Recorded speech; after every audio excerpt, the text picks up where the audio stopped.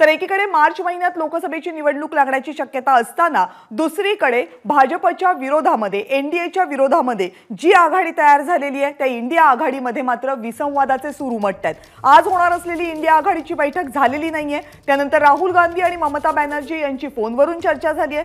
पश्चिम बंगालच्या मुख्यमंत्री ममता बॅनर्जी, तामिळनाडूचे मुख्यमंत्री के स्टॅलिन, बिहारचे मुख्यमंत्री नितीश कुमार आणि अखिलेश यादव या 4 नेत्यांनी या बैठकीला यायला नकार दिलाय।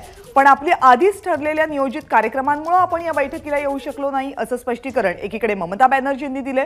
दुसरीकडे आपल्या परिवारातल्या एका लग्नाला आपण जात असल्यामुळे आणि 8 डिसेंबर पर्यंत तिथेच असल्यामुळे आपण येऊ शकत नसल्याचं सुद्धा ममता बॅनर्जी यांनी म्हटलंय। नितीश कुमार यांनी सुद्धा प्रकृती अस्वास्थ्याचं कारण दिले आणि त्यामुळे इंडिया आघाडीमध्ये सगळं काही आलबेल नाही हे मात्र स्पष्ट होतंय। एबीपी माझा, उघडा डोळे बघा नीट।